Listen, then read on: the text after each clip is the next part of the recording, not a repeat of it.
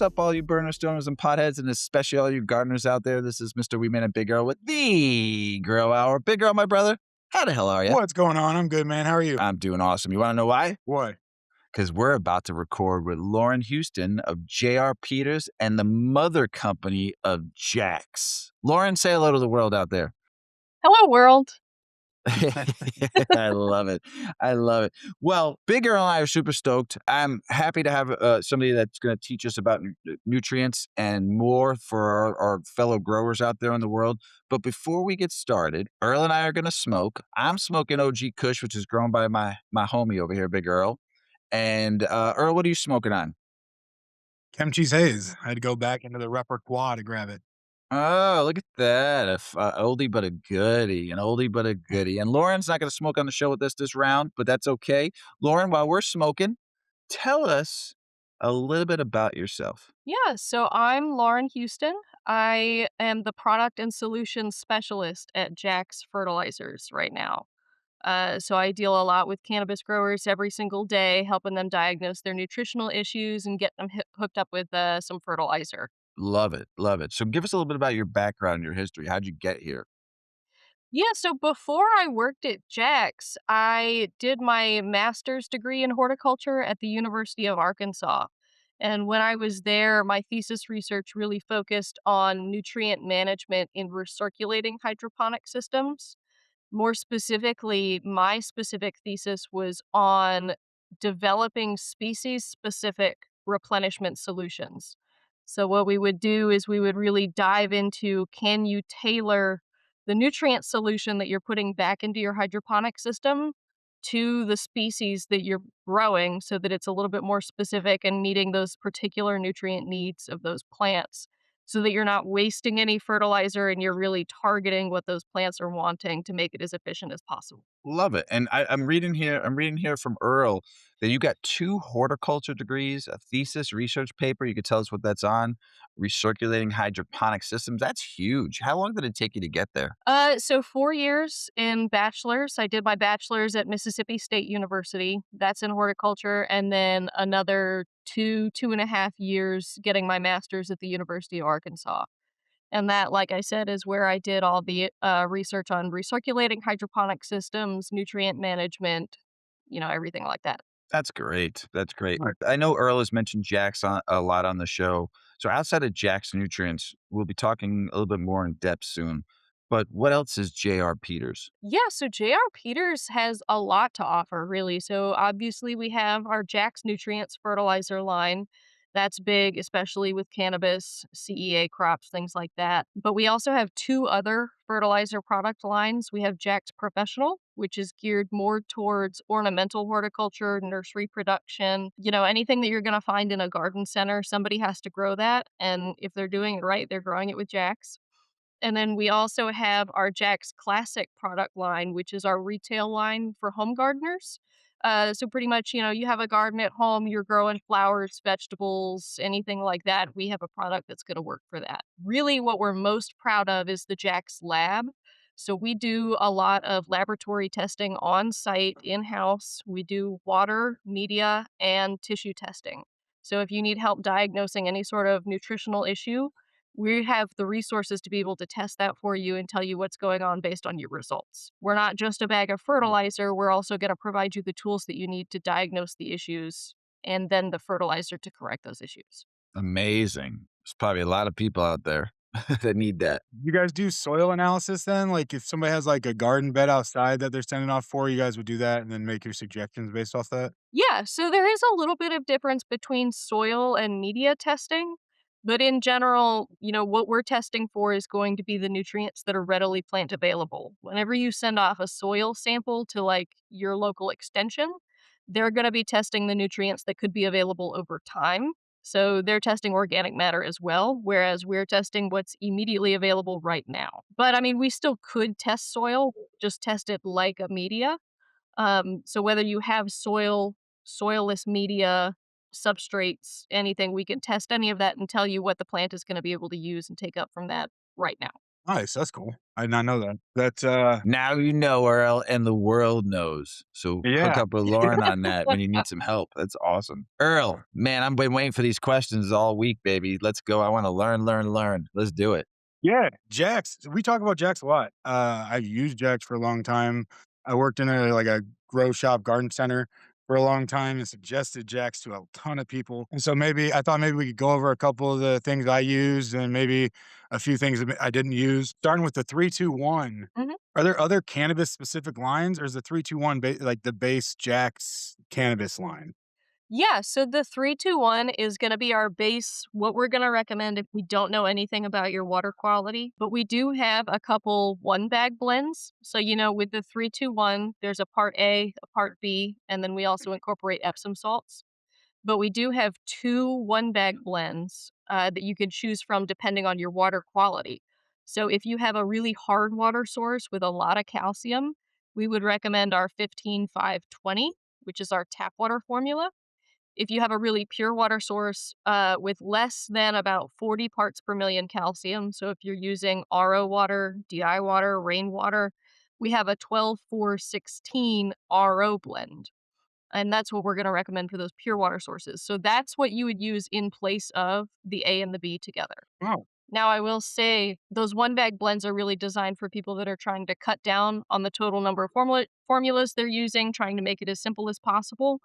But the 3-2-1 is still going to be the industry standard because of its flexibility. So you can really tailor those mixing rates to your particular needs.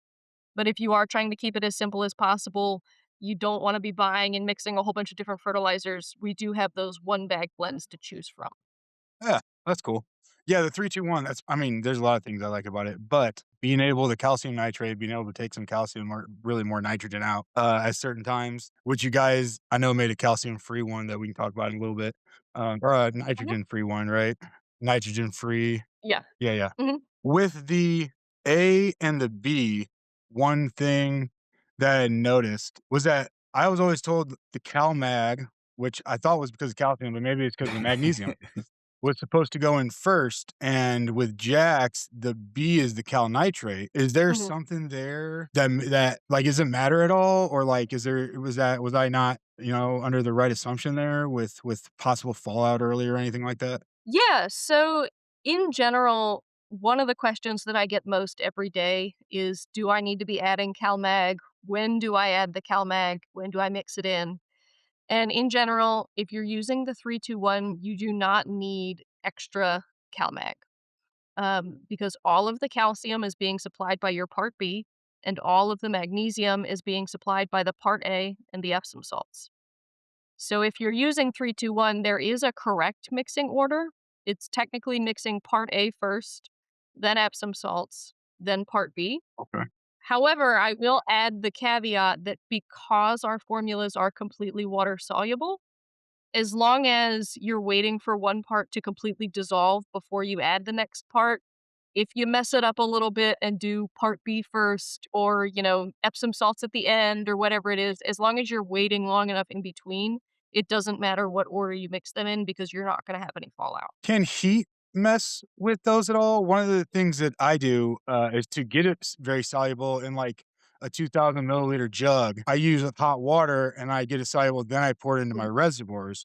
But I always wondered if that heat could do anything or like I haven't seen fallout or anything, but like, what you don't know, you Mhm. don't know. Yeah, it really depends on the specific raw materials being used in each formula. For the most part, we do recommend room temperature to slightly warmer water will help it to dissolve faster. But we actually did some interesting kind of looking into the raw materials and how they react to heat. If you use like really hot water or boiling water, which a lot of people try to do, usually it won't cause problems, but occasionally people have mixed the part B calcium nitrate with like boiling water. And just part of the nature of those raw materials is it causes the calcium to become superheated. So it will look like it initially dissolves, but actually will fall out of solution over time. And that has nothing to do with it binding with anything else or like actually, you know, precipitating with another material. It's just that it becomes super saturated from being superheated. and will eventually fall out over time. Mm, So, whenever people are mm. asking what's the appropriate temperature to mix my solutions at, I always say room temperature to slightly warm water. Like it should be comfortable enough for you to put your hand in. If it's too hot for you to put your hand in, then it's probably too hot for the materials and you risk it becoming super saturated. Oh, that's nice to know. Look at Wes. Wes learning, Yeah. going to school I've today. probably been mixing it too hot because I'm running like 180, 120, 60, and I'm putting that all in 2,000 milliliters, and it dissolves pretty well, but the water's real warm. Oh yeah, it'll dissolve real fast, but you gotta pay attention to the Yeah. afterwards. Once it cools off, it all back out. Yeah, that's But good yeah, to know. it's nobody warned me that I would be learning so much about chemistry whenever I took this job. Chemistry was never my strong suit, and now I know way more than I ever thought I would know. Yeah, yeah. No, it's a real thing because fallout is like just I mean, it's you just redo everything. You just there's no, like, saving it, you know? It's not like you just redo everything. But one product I really love from Jax is their finish. And at first, the blue color threw me off a little bit, but I like it now. That finish does such a nice job for me, and being able to control the 3-2-1 and dropping down the calcium nitrate a little bit before like a week or 2 before I run my finish, has been able to really, like, finish my plants and mature my plants better than anything else I've tried. Is that how I mean, I know they have, like, recommendations on there, but is there anything, like, special there other than the nutrient lineup that's just perfect for them? In regards to the finish, Yeah, with the finish. well, so the finish was specifically designed to, like it says, to finish your plants. Yeah. So while we do recommend a lower nitrogen feeding rate, it also has that higher potassium, which is supposed to really help with, hardening off those buds, helping with bud density, things like that. But we also made sure to incorporate all the rest of the micronutrients that you see throughout the rest of the 3-2-1. So you're not compromising overall plant health or integrity while you're slightly adjusting the macronutrients to really finish with high quality. Yeah. Yeah, no, it's pretty I like it a lot. If you guys haven't tried Finish, you should. But it's like I think I run it full strength the second to last week, half strength last week before flush, and then I do, like, a flush for a while. But, like, it's super nice too, only having to add 1 bag, just 1 Mhm. instead of, like, I mean, not like 3 is, like, a big deal, you know? But w Yeah, so part A, nitrogen, no nitrogen, or part B, it's the part B, no nitrogen, right? The calcium that's, you guys have it's that part now? A. Part A, okay, part A, no nitrogen. So, Yes. yeah, so the 0-12-26 is our zero nitrogen part A. So it was designed for people that are already using the 3-2-1 formula, so that they can seamlessly move from using the A, B, and Epsom salts to using the zero nitrogen A, B, and Epsom salts. So the great thing about the zero nitrogen part A is that everything else about that formula is completely the same. It just has no nitrogen. So even the mixing rates that you're used to measuring out or weighing out and mixing are going to be identical to what you're using with the 5-12-26. So you don't even have to remember new numbers or anything like that. Just by Nice. switching from the 5-12-26 to the 0-12-26, you're cutting down significantly on the nitrogen that's being supplied as you move into finish to really help, the plants kind of start that end of life senescence. Yeah. No, it's definitely a nice little kicker there. I had a incident at a grow shop where they gave me that. That's how I found out about it. They gave me that accidentally.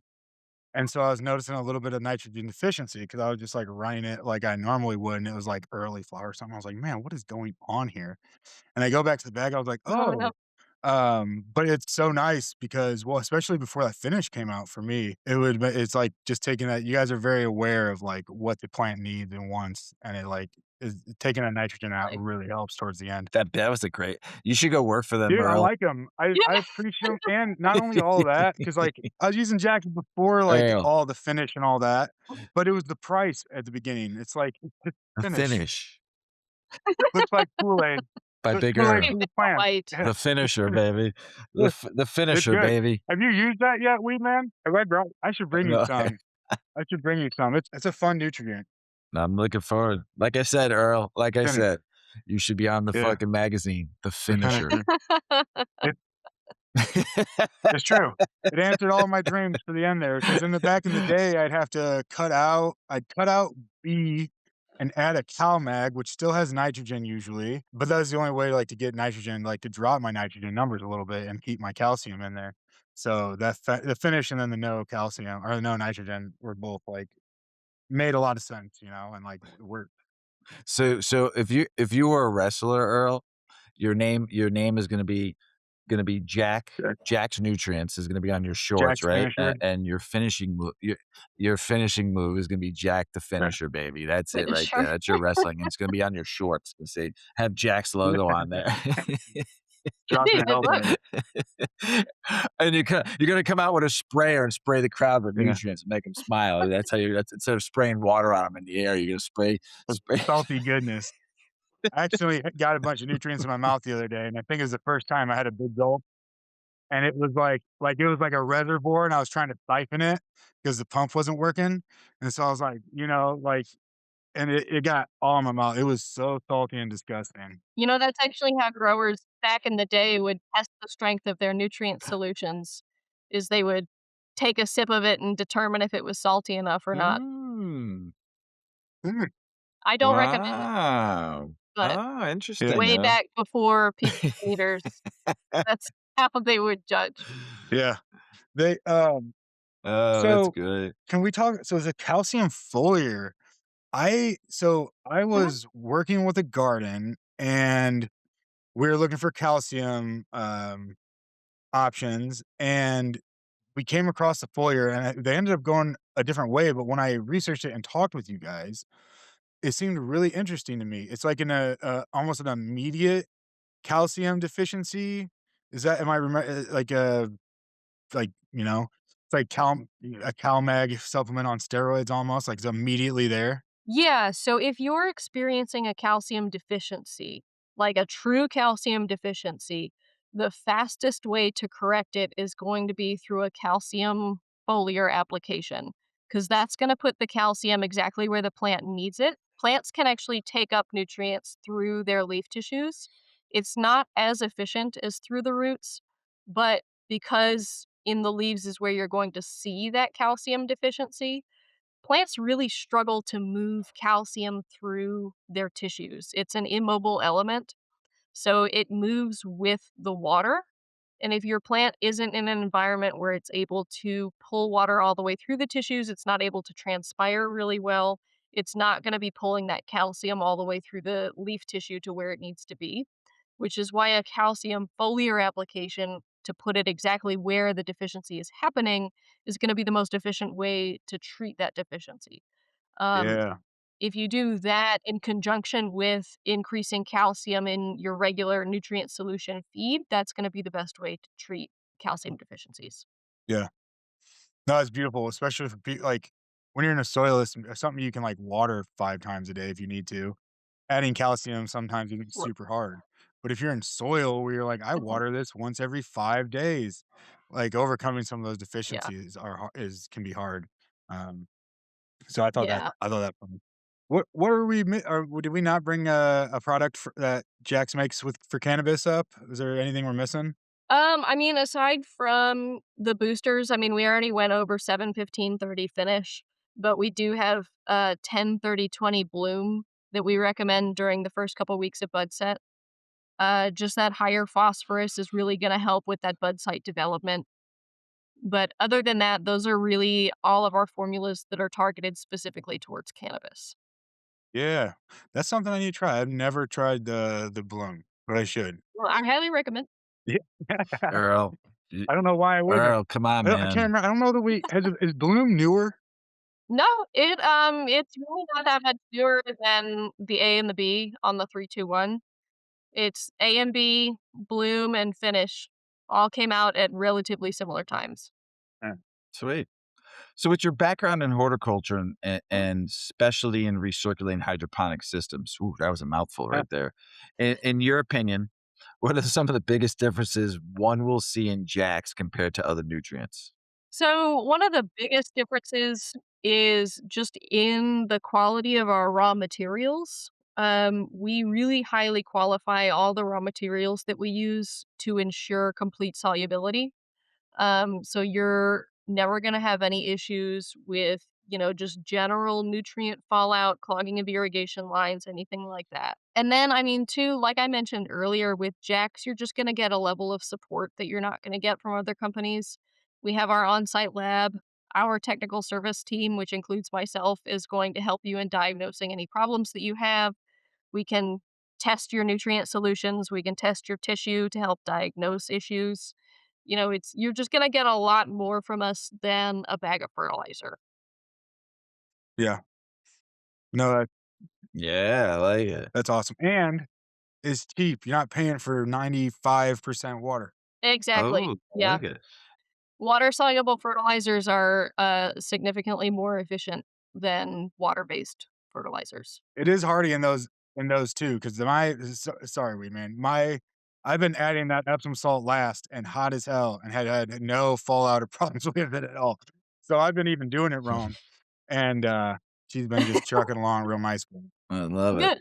I wanted to ask you a question, Earl. Is that a blunt you're Yeah, smoking? so I put the chemistry phase in. I love it. Is it one of those backwood wraps you've been smoking on lately, the flavored No, ones, or is it just a straight up old school White Owl blunt that Mr. Weedman loves? I'm Great.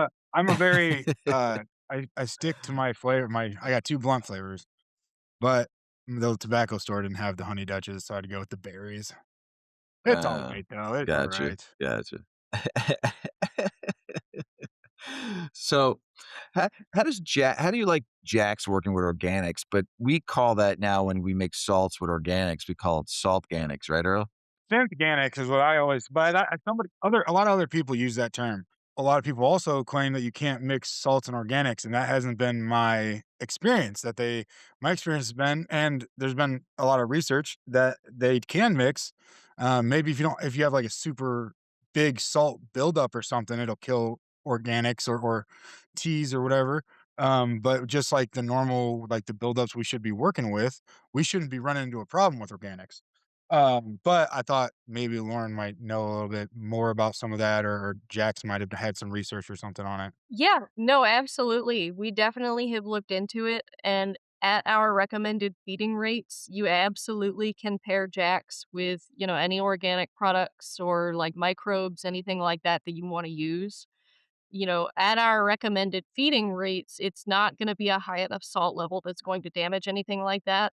In fact, a lot of those microbes and fungi, things that you're going to be using, they feed off the same nutrients that your plants are going to be feeding off of. So, if anything, you're helping to feed the soil and all of those beneficial organics that you're using. My only caveat really is just keep in mind that whenever you are mixing systems like that, that's going to significantly change, your pH and your EC. So you want to keep an eye on that and, remember that whenever you're checking the runoff specifically. If you're adding organics, that's going to make the EC look significantly higher than if you were just using the salts. Yeah. Yeah. Hmm, I typically great to mix know. mine separate, but like feed to the same plant. I just have to kind of like turn off some lines and stuff. Um, but it was such a huge with adding organics, just everything was so beautiful, worked so beautifully together. With all of it. And so and that was before, like, I don't know, a while ago, like 10 years ago, that's what everybody, "Oh, you're running salts with organics, you can't do that." And then, like, it's like, more research came out and everything, but I have a story I think that, it was one of the words in your thesis paper, so I think, you have insight on. I worked for a garden for a while, and they did, like, a main mix of nutrients, but they didn't keep them constantly circulating, they just circulated them before they put them into their, like, other reservoirs. How Mhm. vital is it to constantly have some kind of agitation? Or is there, like, any time frame, like, I don't have like, my power goes out for 12 hours, do I need to dump my res? How important is that circulation in the reservoir? So there is a difference between what we consider to be recirculating hydroponic systems and just general solution agitation. with Jacks, that agitation is not gonna be required because everything is completely water soluble and it's gonna go into solution like that. You're not gonna have any issues with it falling back out over time, so you don't Huh? need to continually agitate your solution. I will say that depending on the type of system that you're growing in, if it's a true hydroponic system, specifically if you're doing like a deep water culture or something like that, that continual agitation can help with your dissolved oxygen levels, which are important. But, if you're doing NFT systems or drip irrigation with substrates, things like that, then you don't really need to worry about the dissolved oxygen because the roots are going to have access to airspace. So they'll have access Hmm, to oxygen that way.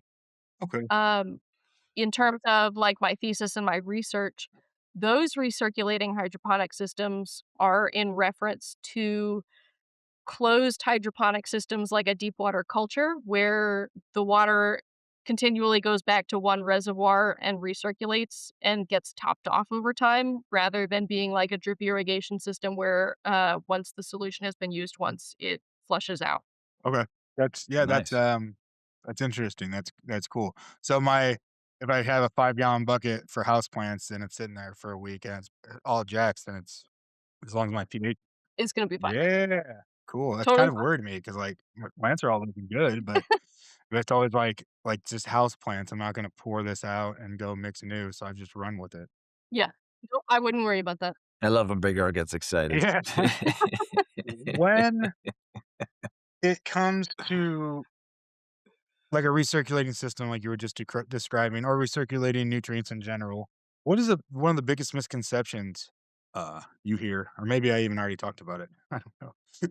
No, I think the biggest misconception is that you can really accurately gauge your nutrients over long periods of time based solely on the EC of the solution. So, one of the biggest factors that kind of went into my research is that you cannot guess at what that nutrient breakdown is going to be just based on the overall EC. And the longer amount of time goes by, the less likely it is that you're gonna be able to make an accurate guess on what those nutrients are, because nutrients are taken Hmm, up from solution unevenly. So, in a closed system, where you are continuously recirculating back to the same reservoir, those nutrients are gonna become imbalanced depending on what type of plants you're growing and how big they are, how many plants are in one system. That can happen very quickly, especially depending on the size of the system. Smaller systems are gonna become imbalanced a lot more quickly than larger systems. Hmm. So just really being mindful of, yes, checking your EC is really important, and that's like a measurement that you want on a regular basis. But just checking your EC isn't really necessarily gonna tell you how much nitrogen or magnesium or micronutrients are in that solution. For, an accurate huh, measurement of that, you're gonna have to collect solution samples and send them to a lab to get an actual full nutrient breakdown. yeah. I ran into that problem literally the first like professional garden or whatever you want to call it that I worked in, and they ran recirculating like to the same reservoir. And they're having Mhm. problems like changing strains, they're having problems, all kinds of stuff. Hmm. And it was strictly just running in that EC, and they found that, like, they're having just, like, these because, like, if you're, like, dripping from like, I drain to waste. So if I'm draining to waste and I'm 5% short or, like, under on nitrogen, then every feed is 5% short. But when you're recirculating like that, the first one's 5% short, and then the next one's 10% short, and then the next one's 20% or Yeah, whatever, I don't know the numbers, but, like, it's like, it can be real difficult, or at least it was for us. exactly. Um, which is probably why, like, there are a lot of nutrient companies who I don't think dial things in quite as much as Jack's, and they push such high ECs on their nutrients compared to what Jack's does. And so you're watering like literally, or at least in my case, I found I was watering like 2/3 or maybe a little bit more than that of what a lot of other lines were recommending, like an EC be or parts per million be run. But that, yeah, Yeah, that is, It's kinda interesting you bring that up because, I would also mention that EC is not necessarily a measurement of the nutrients being supplied.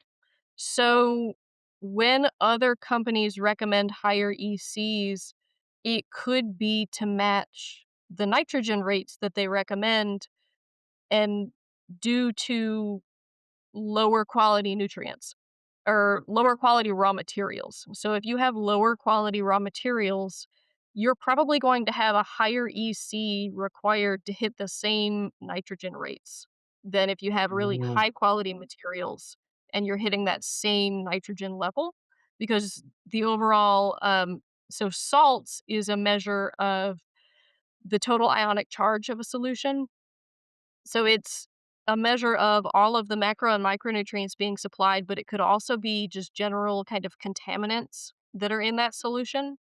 So if you have really low quality raw materials, you're going to have a much higher EC to get to the same nitrogen feeding rate that you would with really high quality materials. So Mm. that's another thing that you kind of want to keep an eye out Huh. for. If some companies are recommending that you're feeding at an EC of 3, 3.5, 4. It could just because they have really low quality raw materials and they're still trying to hit those same 100, 150, 200 parts per million nitrogen targets. Okay. Is a lower quality, like, less I does that like less ionic? Like more of it's just like not absorbable? Or Yeah, so they could be supplying the same level of macro and micronutrients, but they also come along with, additional contaminants like sodium and chloride. okay. Yeah. Yeah, so those are going to contribute to the ionic charge even though they aren't necessarily, the plant essential elements that you're trying to supply. Yeah. That makes sense. Nice. That Nice. makes sense. Using Jax beyond cannabis. We've been talking about using it for weed the whole time, but what other plant specific nutrients do you have? Yeah, so we actually have some other very exciting formulas on the Jax Nutrients line. We have 2 more Part A's. We have our 6626 low phosphorus Part A, and that's what I generally recommend to hydroponic growers that are producing leafy greens and herbs. So Hmm. the lower phosphorus is really good for those plants that you don't necessarily want to fruit or flower. And phosphorus is really important for internode length. So the lower phosphorus you can supply, the more compact and like shorter and smaller you're going to be able to keep your plants, which for growers producing lettuce, basil, things like that, minimizing space is going to be really important because, they're usually getting paid by weight, which obviously cannabis growers usually are too. But the bigger the plant you have, the more flowering sites you have, whereas with lettuce and basil, that's not generally important. And then we also have an 8-10-26 strawberry Part A that was designed specifically for people producing controlled environment agriculture strawberries. And that formula, we actually worked with Ohio State University and their strawberry program to, develop it specifically to strawberries' nutrient needs as well. So, I Wow, mean, we have regardless of what you're growing, we have a formula that's gonna match that. Yeah, it's there you cool. go. So, if I wanna grow is that from, like, mint too? I have a wicked mint patch. If I want it to be bushier, add potassium? Is that what you You had would said? Or want to take lower away phosphorus. lower phosphorus, okay. Mhm. Lower phosphorus, okay. Look at Big Earl, man. You've learned a lot this show, buddy. Dude, the mint patch is like, it's almost a weed at this point. It smells really good, Oh, yeah, but mint is, considered invasive in a lot of places oh my 'cause it'll goodness, this it'll thing. go nuts, and you will never be able to get rid of it. It's ruthless. I built a, I put, like, a barrier around it, hoping that, like, hopefully it can just, like, stay in my beds, but, it smells real good, and some of it's orange, so it's like a minty orange when I'm mowing over in that area a little bit. Like, if Hmm. I'll just weed whack it down, it gets wild. Um, so what, is there anything coming from, Jared Peters? Anything, that we haven't talked any, like, new plants you guys are coming out with an A for or anything? So right now, we don't have anything new coming out on the nutrients line. We did recently come out with a product on our Jack's Classic, the retail line that I mentioned earlier. It's a root boost. So it's actually a dry powder that you mix with your soilless media or like in your garden beds, things like that. And it contains beneficial microbes that are going to really help with root development, overall plant hardiness, drought tolerance, salt tolerance, all sorts of great stuff. So that's the Good. newest thing that we really have available, but all I can really say on the nutrient side is just stay tuned because 'cause we're always coming up with new stuff. Yeah, Love it. yeah. Can I ask you about your guys' Epsom salt for like so your Epsom salt, I feel like absorbs easier into water than the other bags I got, but they all say like 100% or 99.9% or something like that. They're all like pure Epsom salt. Is there something that you guys do with yours that might allow that? Because I noticed there's also not a couple little like black specks in it that sometimes I get in other Epsom salts.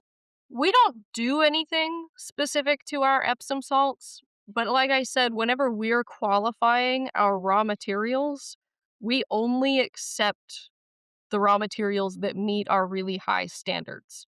Love So it. for it to be accepted as our Epsom salts, it has to meet, rigorous checkpoints and things like that for us to accept it and be willing to put our name on it and market it. Yeah. So Mm. ours is always only going to be the most water soluble. It's not going to have any weird black specks or anything weird floating in it, things like that. Yeah. No, there's definitely that in some of the other Epsom salt. They Yeah. never bothered me a ton, and it was, it was all but, like, then when I got your guys's, I was like, "Hmm, that's not just like what this is." That's awesome. That's awesome. Well, Lauren, where can we find you at? Can you tell us the website and maybe any social media handles where people can find you and find Jax at? Yeah, absolutely. So, Jax, you can find us at jaxnutrients.com. We have links to all of our social media pages on there, on pretty much all social media. I think it's at Jax Nutrients, at Jax Fertilizers. And then me personally, I'm this is gonna be hard to say, at horticulturalist on Instagram. It's a little inside joke with one of my friends, so it's There you not go. funny to anybody else, but yeah. But you, so it made you laugh. That's good. And I believe I'm also at Lauren_Blue Crew, for my person or my, work Instagram as well, but not a whole There you lot go. going on there. I think I posted once, like, 3 years ago. It's really exciting, I know. Well, I got banned from social media, so I mean, they don't allow the weed men on there. So I haven't had Instagram, Facebook. I have a TikTok account, but I do it to watch like wrestling videos and stuff. Big Earl, the finisher over there. But that's really about it. I have a Twitter or an X, whatever the hell it's called now. I don't even go on it. So it's just they banned me. I can't, and I swore to myself. It's been over a year now since I've been on social media. I miss it because I miss the crew and all my friends and people in the industry. But what I don't miss is all the bullshit they give weed companies and weed people. And I'm like, you know what? I will not give you my hours upon hours of content to get just banned for putting educational, science, fun loving stuff and nothing that, we had this talk all the time earlier. Yeah. Just it's so I'm glad we can find you. It's great.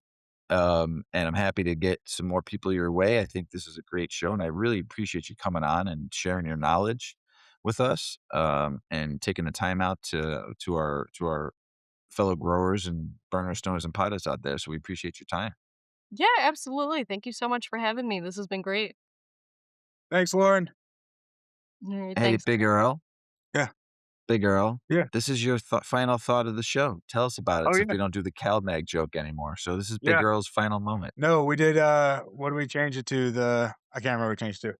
No, I appreciate you coming on. I really, really enjoy Jax. You guys have been awesome to like chat with. You brought up your customer service for a second, but it really is like I think I've talked to like 4 people from Jax. Every time, like it's just you guys are always responding and always Always really, really nice and good to work with. I do have Can I do one last question instead of one last note of the day? With, like, different bugs and stuff, every year there's something that's, like, different, like, this is bad this year, that is bad this year. Do you guys see with nutrients, like, the atmosphere changing, possibly what plants need more of? Like, a year where, like, nitrogen deficiency is really bad because more nitrogen's absorbed, or a year where, like, do you see that, like, a year-to-year basis or any kind of, like, patterns like that with nutrients? Like, outdoors? I don't really work with enough outdoor growers to really be able to say. So the Okay. majority of people that I speak to on a day-to-day basis are gonna be growing, in soilless media, Yeah. indoors, in controlled environments. So, I honestly I can't really say, uh, Okay. if that's the case or not. Okay. Hmm. Bad question. It popped up. I was like, "Man, I wonder," I don't know. There are no bad questions. That was definitely a stoner thought by Stoner Earl right thought. It was a stoner thought for sure. there. I was like, this is a good time to learn to know that that's that's a thing. Yeah. Alright. Everybody, Thank you. thank you, Lauren. We appreciate you. Everybody out there in the world, thank you so much, man. We appreciate y'all. We love you. Peace. Check out our cannabis lifestyle brand online at 8decades.com. Our custom smokes and accessories are perfect for your coffee table, bedroom nightstand, or kitchen counter. They're designed for you to show them off. The Canna community is also loving our hemp and cotton blend t-shirts, sweatshirts, scarves, and hats, finished off with our 8 Decades logo. We've got some awesome long-lasting goods that will be your favorite for years to come. 8 Decades, because a ninth decade of cannabis prohibition isn't acceptable.